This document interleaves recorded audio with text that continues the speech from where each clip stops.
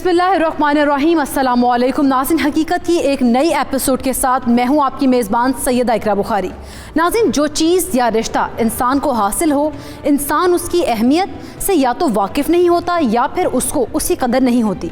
लेकिन जब हम किसी को खो देते हैं तो हमें तब पता चलता है कि वो हमारे लिए कितना अहम था। काश वो होता तो हम उसके लिए ये करते वो करते, मगर वक्त कभी रुकता नहीं है और ना ही लौट कर वापस आता है। जिस रिश्ते की वक्त के होते हुए कदर ना की गई हो, वो जब हाथ से निकल जाता है तो फिर लौट कर नहीं आता। अगर कुछ हाथ में रह जाता है तो वो सिर्फ पछतावा होता है।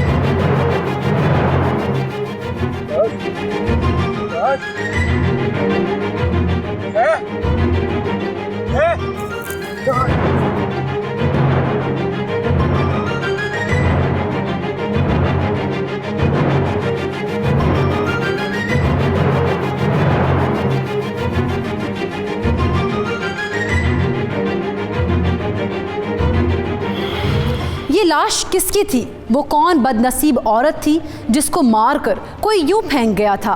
किसकी बहन थी, किसकी बेटी या किसकी बीवी थी? ये भी एक मुअम्मा था जिसको जब तक पुलिस ना आ जाती हल होता नजर नहीं आता था। डर कर भागने वाला आदमी क्या किसी को बताएगा? वो डर कर चुप रहेगा? क्या पुलिस तक इत्तला पहुंचेगी या ये लाश यूं ही लावारिस पड़ी रहेगी?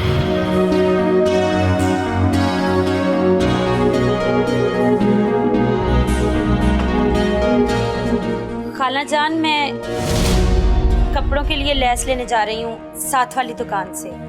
लेस लेने जा रही हो कि माँ के घर जा रही हो? जी खाला जान। मगर मामा, आपने तो कहा था हमने नानों के घर नहीं जाना। बेटा, पहले लेस लेने जो जाना है। घर के काम काज सारे कर लिए? जी, सारे काम करके जा रही हूँ। और जोहर के वक्त आ जाना, असलम के लिए खाना बनाना है। जी, मैं पूरी कोशिश करूंगी। चलो बेटा। इधर आ मेरा बेटा, इधर आ मेरा बेटा। बात सुन, इसकी वजह से ना तू बचती जा रही है, वरना तुझे एक पल ना यहाँ रखूं। बस यही फिक्र आपकी खत्म करने जा रही हूँ। क्या कहा? चलो बेटा, देर हो रही है। माँ के घर जा रही हूँ। बड़ी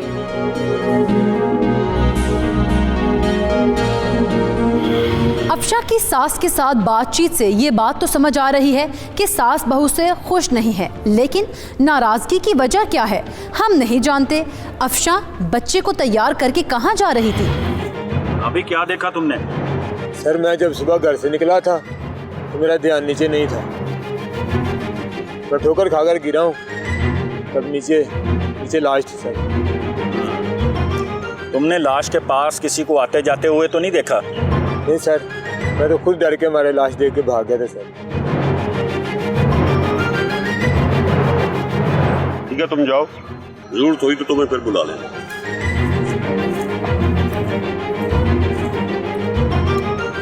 नवाज, मैं निकलता हूँ। जी सर। तुम पोस्टमार्टम की रिपोर्ट और बॉडी की तस्वीरें तमाम थानों में सर्कुलेट कर दो, क्योंकि हो सकता है किसी न किसी जगह पे इसकी मिसिंग कंप्लेंट लिखवाई गई हो। जितनी जल्दी हम इसके वर्सा तक पहुंचेंगे उतनी जल्दी हम कातलों तक भी पहुंच सकते हैं। ठीक है? That's right, sir. मैं निकलता हूँ। जी सर। पुलिस ने इर्द गिर्द के तमाम थानों में लाश की तस्वीरें भिजवा दी थी और इंतजार था तो बस मिसिंग की कंप्लेन का, रिपोर्ट लिखवाने वाले का। लेकिन क्या जिनकी औरत कत्ल हो चुकी थी उनको इस बारे कोई खबर ना थी, या वो बेखबर घर में अपने अपने कामों में मसरूफ थे?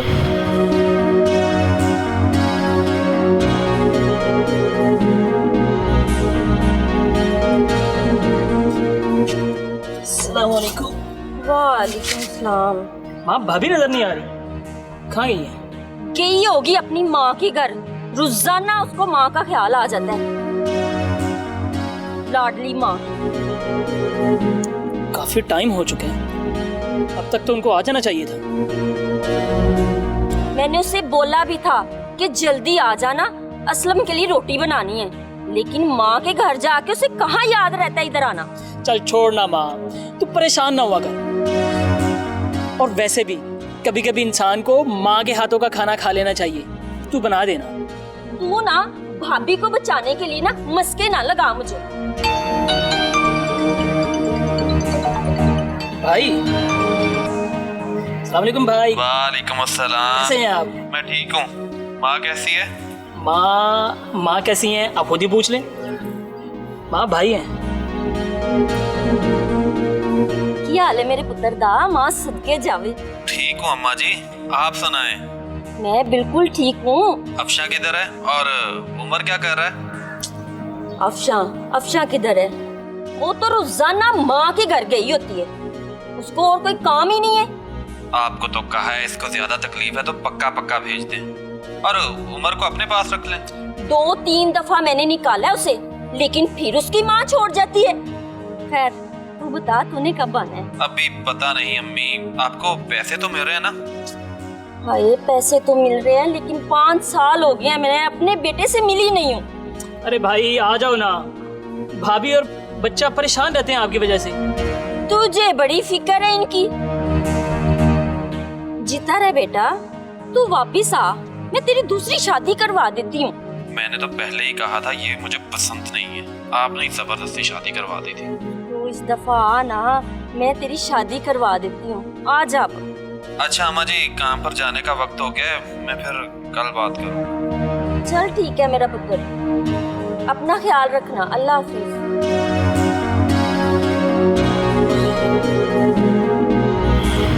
अफशा की सास और उसका शौहर उससे खुश नहीं थे, यहाँ तक कि उसका शौहर उससे शादी करने को राज़ी भी नहीं था, लेकिन उसकी माँ ने करवा दी।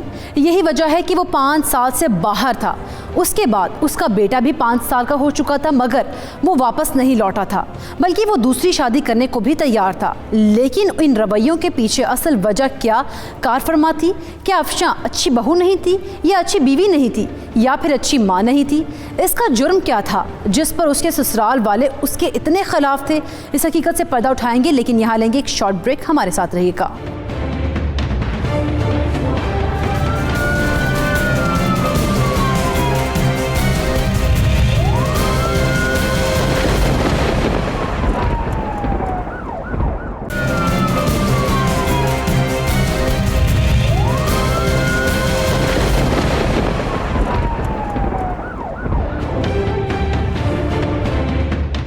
Welcome back.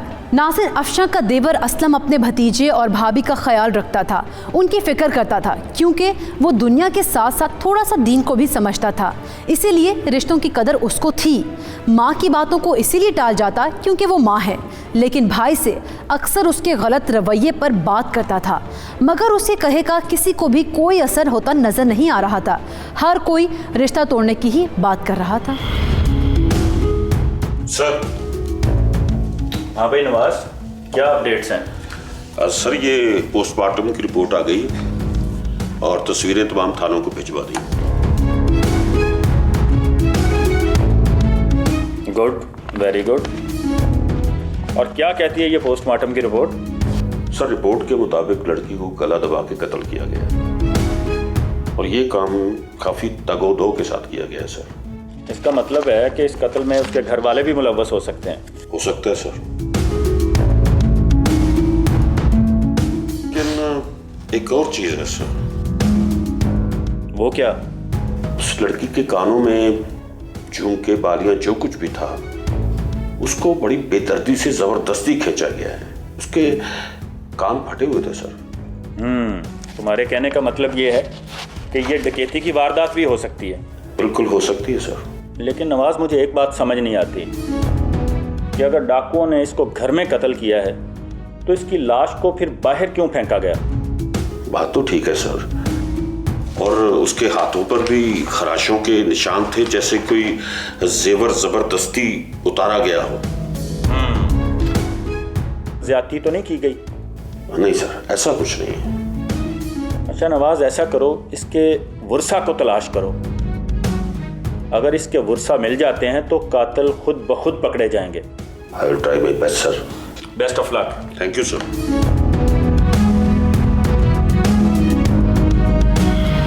कौन थे इस नामालूम लाश के वारिसा जिन्होंने अभी तक गुमशुदगी की इत्तला ही नहीं की थी? कहीं ऐसा तो नहीं कि वो इस बात से ही अनजान हो कि उनकी बेटी या बहू कत्ल हो चुकी है? या दूसरी बात सोची जाए तो जानबूझकर तो ऐसा नहीं कर रहे थे क्योंकि उनको मरने वाली की कोई परवाह ही नहीं थी, या वो चाहते थे कि उसको लावारिसों में दफना दिया जाए और कभी पता ना चल सके कि वो कौन थी।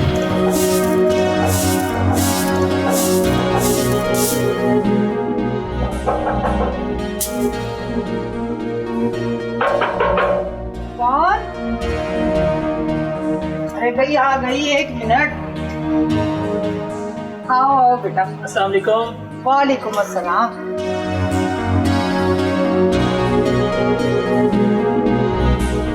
भाभी को लेने आया था। क्या को?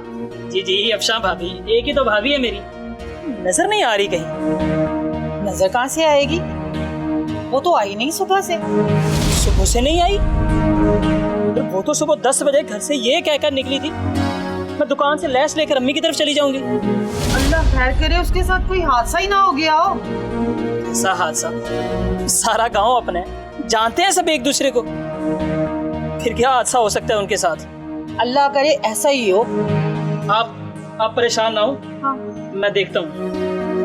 आप एक काम करें, अपने रिश्तेदारों की तरफ फोन करें, पता करें कहीं किसी के घर ना चली गई हो। मैं करती हूँ, परेशान हूँ। उसके साथ 5 साल का बच्चा भी है। आप फिक्र ना करें, कुछ नहीं होगा उन दोनों को, मैं पता करता हूँ। अफशां कहाँ चली गई थी? पहले तो कभी ऐसा ना हुआ था। वो हमेशा ससुराल से माँ के घर जाती थी और वहाँ से पिछले पहर वापस ससुराल आ जाती थी क्योंकि दोनों घर पास पास ही थे। लेकिन आज मामला कुछ और हो गया था। असलम ने शाम तक पूरे गांव में छान मारा था, मसाजिद में ऐलान करा दिया गया था, लेकिन कहीं से कोई खबर नहीं मिल रही थी। ऐसे लगता था कि अफशां को ज़मीन खा गई या आसमान निकल गया। अफशां की मां ने मुतल्लिका पुलिस चौकी में रिपोर्ट दर्ज करवा दी जिसमें ससुराल को जिम्मेदार करार दिया था। सर नॉर्थ हरिया चौकी में एक लड़की की गुमशुदगी की रिपोर्ट दर्ज कराई गई है। रिपोर्ट की कॉपी और लड़की की फोटो उनसे मंगवाओ और उसको लाश के साथ मैच करके देखो। सर तस्वीर मैंने मंगवा ली है।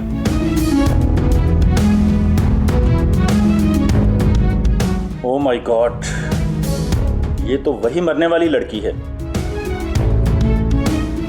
इसकी रिपोर्ट किसने लिखवाई? सर इसके घर वालों ने, और उन्हें उसके ससुराल पर शक है। इसका मतलब है कि मेरा शक बिल्कुल ठीक निकला। इसको कत्ल करने में इसके घर वाले इन्वॉल्व हैं। इस कत्ल को डकैती का रंग देने की कोशिश की जा रही है। जी सर। अच्छा नवाज, एक काम करो, आज ही तुम इनके वालिदैन और ससुराल दोनों से जाके मिलो। उनसे पूछो कि वो क्या कहते हैं, उनको किस पे शक है, और लाश मिलने वाली बात बाद में बताना उनको। सर इसका क्या फायदा? उसका फायदा मैं तुम्हें बताऊंगा। ठीक है सर, मैं भी जाता हूँ।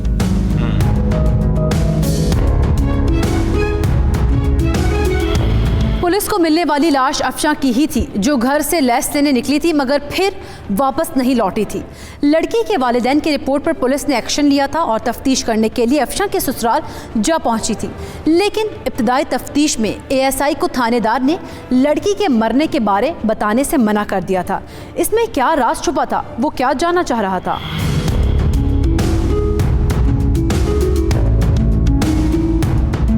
देखिए थानेदार साहब, मुझे बता के गई कि मैं लैस लेने जा रही हूँ और फिर मैं माँ की तरफ चली जाऊंगी। अब मुझे क्या पता किस आशिक के साथ भाग गई है। इतने आशिक होते ना उसके तो 5 साल से तेरे बेटे का इंतजार ना करती वो। वैसे बीबी कोई खास वजह इन पर शक करने की? जब से ब्याह कर लाई है तब से उसे ताने दे रही है, कई बार तो घर से भी निकाल चुकी है। आप क्या कहती हो बीबी? मेरे बेटे को तो इनकी बेटी पसंद ही नहीं थी, फिर भी मैं ब्याह के घर लेकर आई। ताने मैंने क्यों देने थे?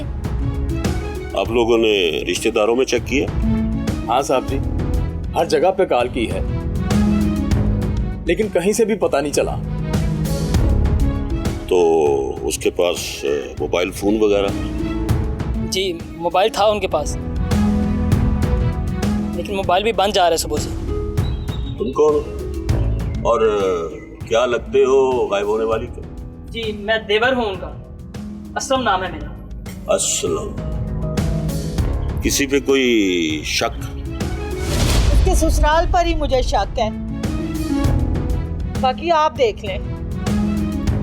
हमें फंसाने के लिए अच्छी चाल चली तूने। बेटी को खुद कहीं भेजकर इल्जाम हमारे ऊपर लगा दिया।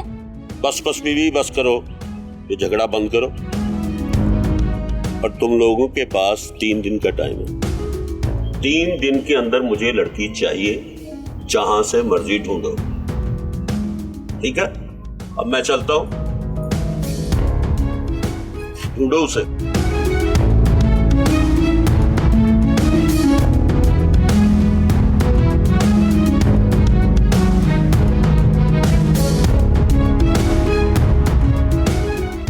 समझ नहीं आ रही क्या चल रहा है। एएसआई नवाज ने अफशा के वालिदैन और ससुराल से उसकी जाने की वजह जानने की कोशिश की थी। इससे ये बात तो सामने आ गई थी कि अफशा की सास को उसकी परवाह नहीं थी और उसके होने ना होने से उस पर कोई फ़र्क भी नहीं पड़ता था, जिसका मतलब था कि वो किसी हद तक भी जा सकती थी। लेकिन सबसे हैरानकुन बात जो नवाज के इल्म में आई थी, वो अफशा के साथ एक बच्चा भी घर से गया था। लेकिन पुलिस को तो सिर्फ अफशा की लाश मिली थी। अगर अफशा को मार दिया गया था तो फिर बच्चा कहाँ गया था? इस हकीकत से पर्दा उठाएंगे, लेकिन एक शॉर्ट ब्रेक के बाद।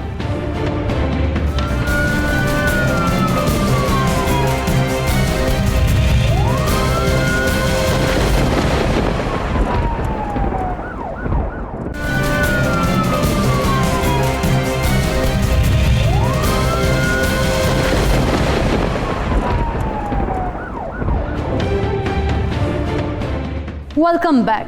नाज़रीन, अफशा के ससुराल वाले और मेके वाले अभी तक मुतमईन इस बात पर थे कि वो कहीं गुम हो गई है, लेकिन फिर पुलिस ने उनको हकीकत से आगाह कर दिया कि अफशा इस दुनिया में नहीं रही और थानेदार ने बुलाकर लाश की शनाख्त भी करवा कर लाश वालिदैन के हवाले कर दी थी।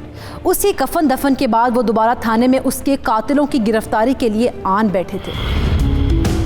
जनाब, हमें पूरा यकीन है आप कातिलों को पकड़कर सजा जरूर देंगे।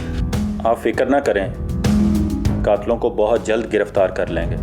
मैं कह रही हूँ ना कि मेरी बेटी को उसके ससुराल वालों ने ही कत्ल करवाया है। कोई मेरी बात का यकीन क्यों नहीं करता? बीवी, हम सिर्फ एक ठोस सबूत की तलाश में हैं। हमें एक सबूत मिल गया तो आपकी बेटी के कातिल इंशाल्लाह नहीं बचेंगे। तो मेरी नवासी का कुछ पता चला? उसकी तलाश जारी है। क्यों नवाज? जी सर, बिल्कुल।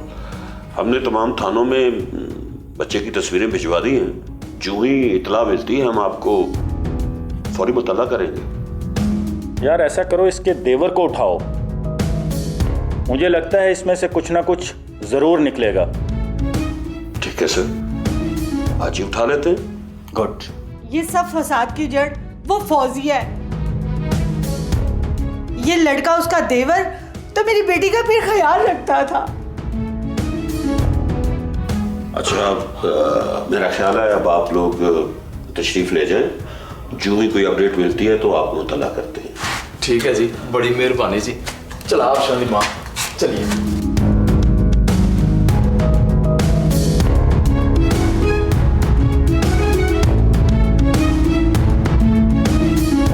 यार नवाज, हमारा तफ्तीश का अपना तरीक़ाकार है। हमें हर किसी पे शक करना होता है, उन पे भी जिनकी बेटी कत्ल हुई है। तुम ऐसा करो, इसके देवर को उठाओ। ठीक है सर, मैं समझ गया। अब मैं निकलूं?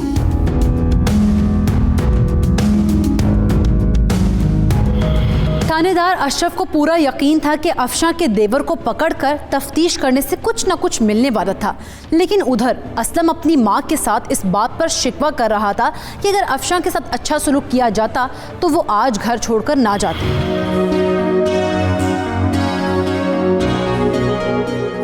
मना करता था ना मैं आपको कि ना करें ये सब, लेकिन नहीं बताएं क्या मिला आपको ये सब करके? बहू इस दुनिया से गई और पोता उसका पता नहीं किधर है वो। मुझे क्या पता था मेरा पोता मुझसे दूर हो जाएगा। वाह माँ जी वाह, अपने खून की बड़ी फिक्र हो रही है आपको। और उनकी बेटी जो मर गई है, मैंने उसे कहा था जाने के लिए, खुद ही गई है ना। आपने कभी उसको जाने के लिए भी नहीं बोला और उस बेचारी को रहने भी नहीं दिया। 2 से 3 मर्तबा तो लड़ाई करके फाइनल घर से निकाल चुकी हैं आप उसको। वो तो उस बेचारी के वालिदैन गरीब थे जो उसको रख नहीं थे सकते। वो बार बार उसको भेज देते थे कि नहीं बेटी जा, वही तेरा घर है। तो मैंने मारा उसे। लड़ाई झगड़ा किस घर में नहीं होता। माँ जी देखें, पुलिस अभी मोटा मोटा पूछ रही है, सख्ती भी करेगी वो। और आप सब जानते हैं कि पुलिस की सख्ती कैसी होती है। मार दे पुलिस मुझे, मैंने मारा उसे। मुझसे पूछेंगी। अस्सलाम वालेकुम, असलम बात कर रहा हूँ। आप कौन? आप थाने तशरीफ लाएं, आपसे कुछ जरूरी बात करनी है। खैरियत तो है ना सर? फिक्र ना करें, रूटीन की बात है। आप आए तो सही। ठीक है सर, मैं हाजिर हो जाऊंगा सर। अगर आपको टाइम ना मिला तो फिर हमारे सिपाही भी लेने आ सकते हैं। नहीं सर, मैं हाजिर हो जाऊंगा, मैं आ जाऊंगा। अल्लाह हाफिज। थाने से फोन है, कुछ पता चला? मेरे पोते का उम्र का पता चला है? नहीं, मुझे थाने बुलाया उन्होंने। क्यों? कह रहे थे कि कोई पूछगिछ करनी है। समझ नहीं आ रही क्या करूंगा।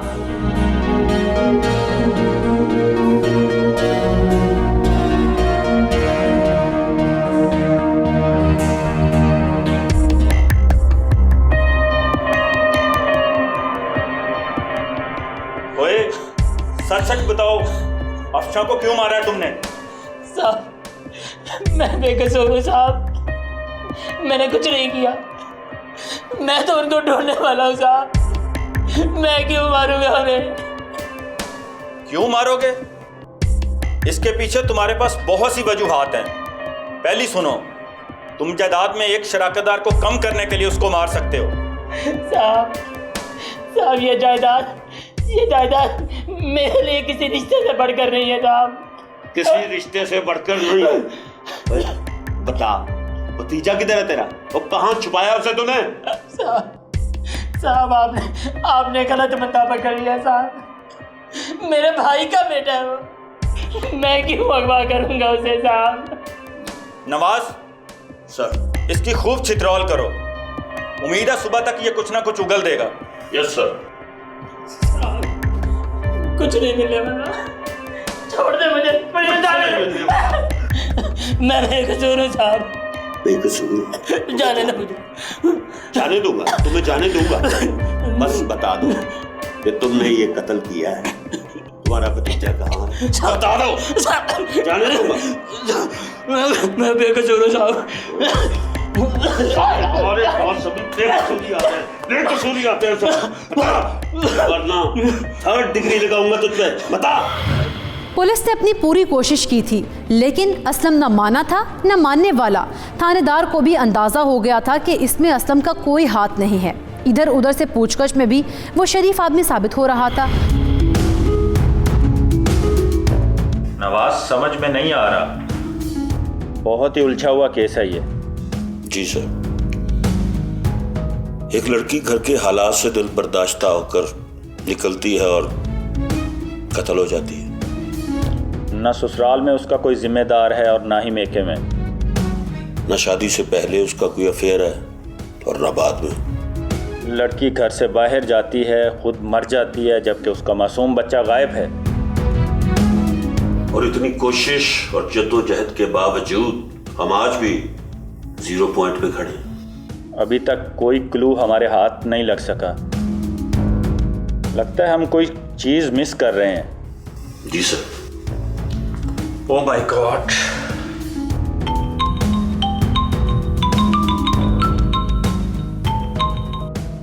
हेलो जी, ऐसे नवाज बात कर रहा हूं। कहां पर? ओके ओके, हम आ रहे हैं। क्या हुआ नवाज? सर, नाले पर एक बच्चे की लाश मिली है सर। व्हाट?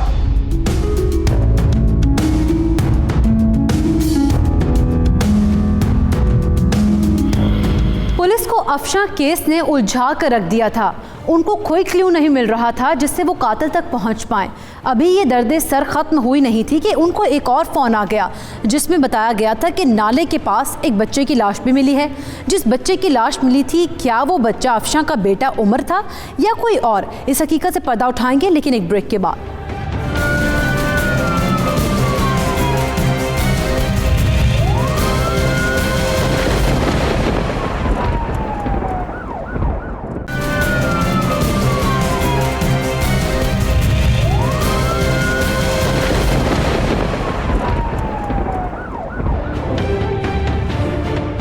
Welcome back.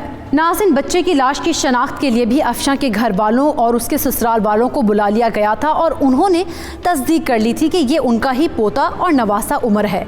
यानी कि 3-4 दिन के वक्फे से मुजरिम ने पहले मां को मारने के बाद बेटे को भी मार डाला था।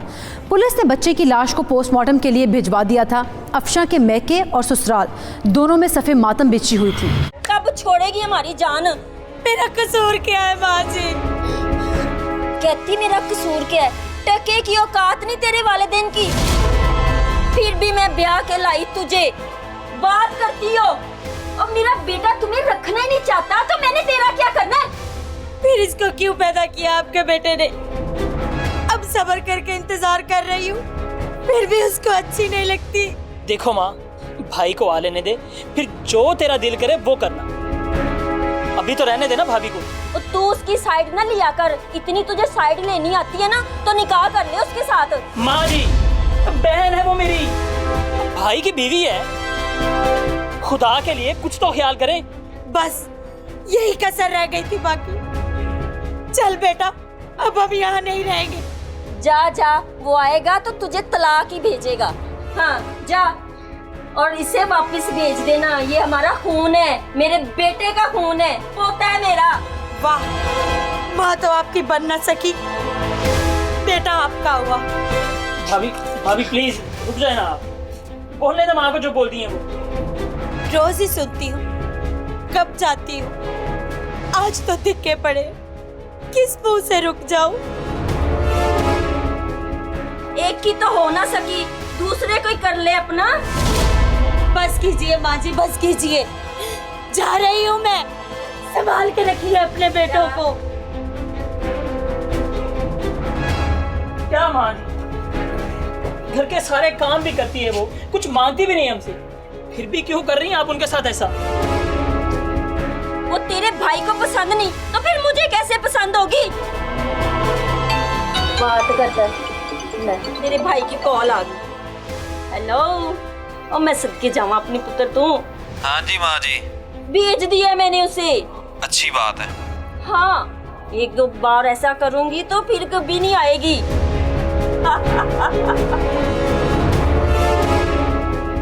चल मेरा बेटा, जल्दी आ। 25 जनवरी को अफशां गायब हुई थी और उससे ठीक 2 दिन पहले उसकी सास से उसका झगड़ा हुआ था, जिसमें उसने अफशां को घर से निकाल दिया था। लेकिन फिर 2 दिन के बाद दोबारा अपने ससुराल क्या लेने आई थी? क्या ऐसी मजबूरी थी कि दोबारा जहां से धक्के मारकर निकाला गया था वहां मौजूद थी? क्या उसके माँ बाप ने उसको अपने पास नहीं रखा था, या वो किसी मजबूरी का शिकार थे?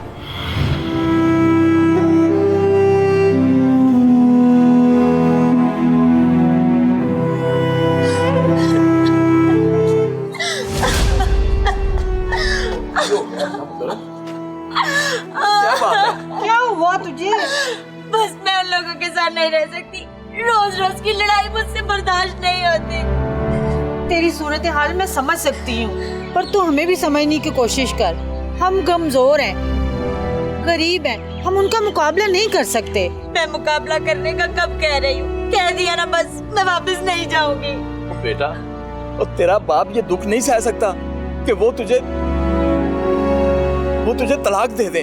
कर ही ले वो ने एक बार जो करना है।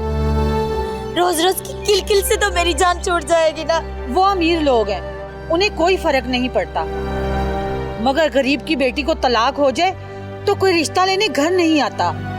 रह लूंगी मैं शादी के बगैर, ये है ना मेरे पास। ओ बेटा, ओ ये भी तो उनका बेटा है, एक ना एक दिन उन्हें वापस करना ही होगा। माँ का कोई हक नहीं है? होता है, लेकिन क्या हमारा कोई हक नहीं है, यही कहना चाहते हैं ना आप अब्बू?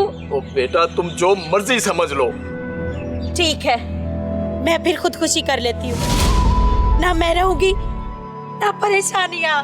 ना मेरा बेटा ना, तू हमें समझने की कोशिश कर। खुशी से तू आ, 100 बार आ, तेरा अपना घर है, पर नाराज होकर ना। क्यों? जो बाप पहले पाल सकता था अब क्यों नहीं पाल सकता?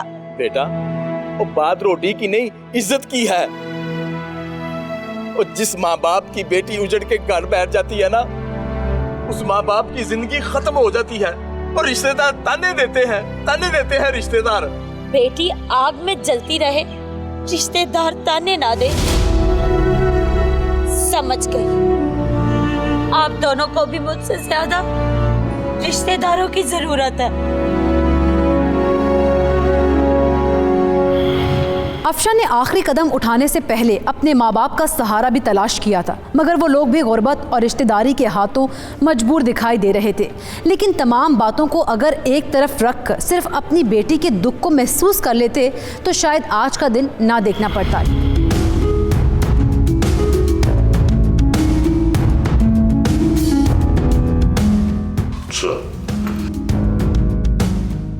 हाँ भाई नवाज, कोई नई बात?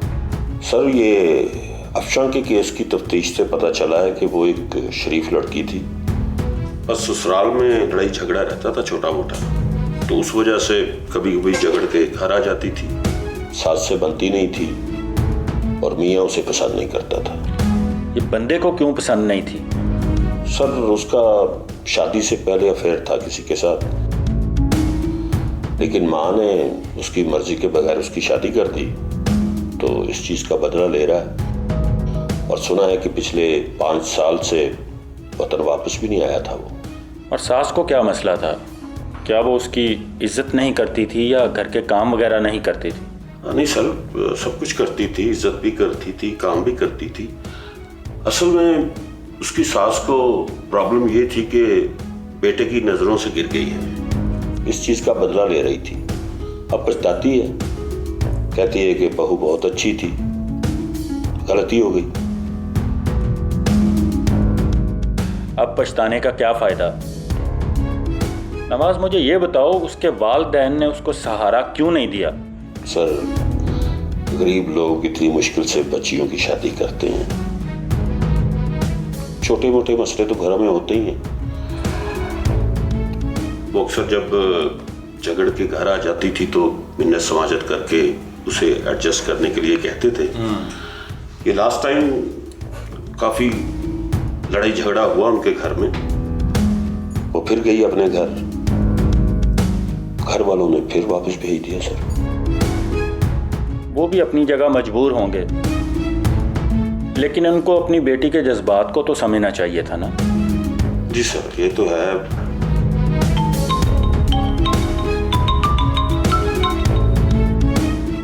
हेलो, यस नवाज, क्या? Oh, that's good, very good, okay okay, ठीक है। क्या हुआ? सर, वो जहाँ पे अफशा की लाश मिली थी वहाँ पर 2 डाकू वारदात कर रहे थे, तो पेट्रोलिंग पुलिस से उनका सामना हो गया। एक मारा गया है और दूसरा गिरफ्तार हो गया। Good, very good. लेकिन इसमें हमारे लिए खुशी की खबर क्या है? सर, उस डाकू ने अफशा के मर्डर और डकैती की वारदात को कबूल कर लिया। यानी कि अफशा कत्ल केस क्लोज? जी सर, मैं पता करता हूँ। नवाज, तुम ऐसा करो कि इनके घर वालों को एक बार बुलाओ, मैं उनसे कुछ बातचीत करना चाहता हूँ। ठीक है सर, मैं उनको बुलवाता हूँ।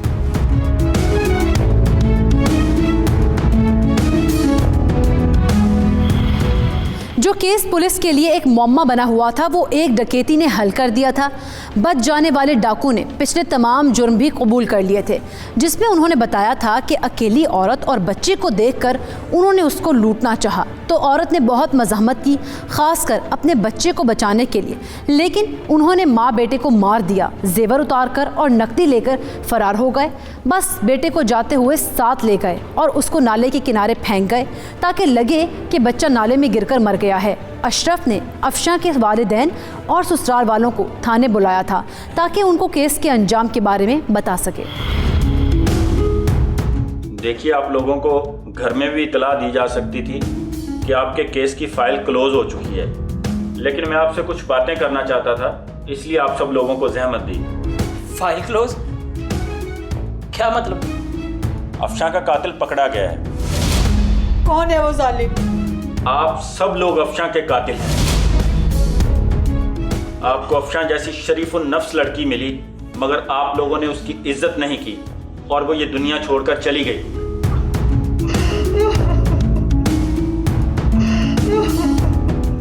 बीबी, रोने से कुछ नहीं होने वाला। आप तो माँ थी, आप तो अपनी बेटी का दर्द समझ सकती थी।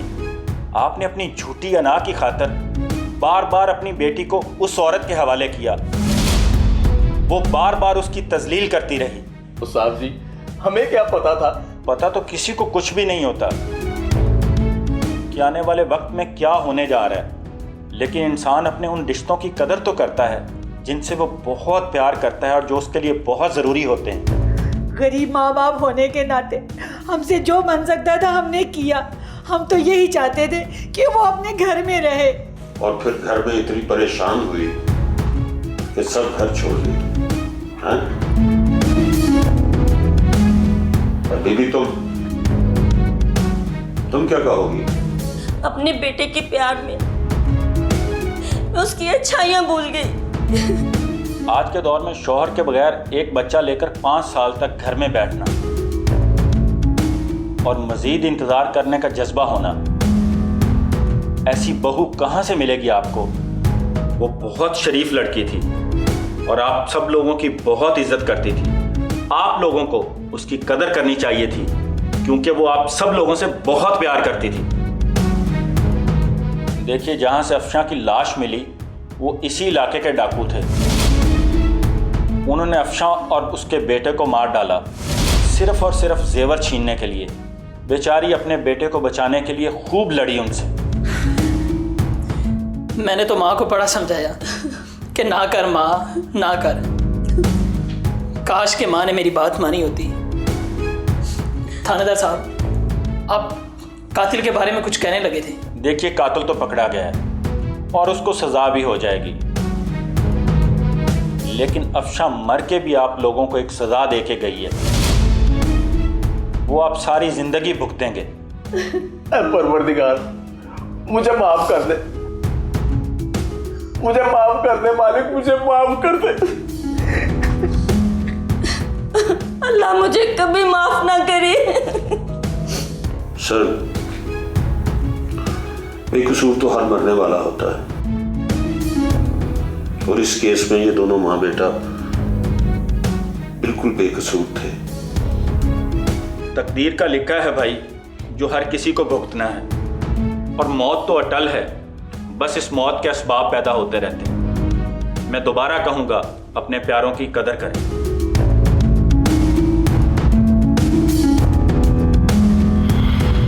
नाज़िन, इंसान की आदत है खो देने के बाद रोता है, इसीलिए जो कुछ हासिल है उसी कदर कीजिए, चाहे वो रिश्ते हैं या अल्लाह ताला की नेमतें। फौजिया ने अपनी अच्छी बहू को खो दिया, तब उसको एहसास हुआ। माँ बाप ने बेटी को खो देने के बाद सोचा कि काश हमने उसको घर में रख लिया होता, उसकी बात सुन ली होती तो आज ये ना होता। लेकिन बाद अज़ वक्त सब कुछ फजूल हो जाता है, इसीलिए बर वक्त सोचना शुरू कीजिए। हम मादी दौर में जी रहे हैं, पहले ही अफरा तफरी का ज़माना है। रिश्ते बहुत कम हैं जो आपके साथ मुखलिस होंगे, जो आपकी खिदमत कर सकेंगे। इसीलिए उन तमाम रिश्तों का ख्याल करें और मुझे दीजिए इजाज़त। अल्लाह हाफ़िज़।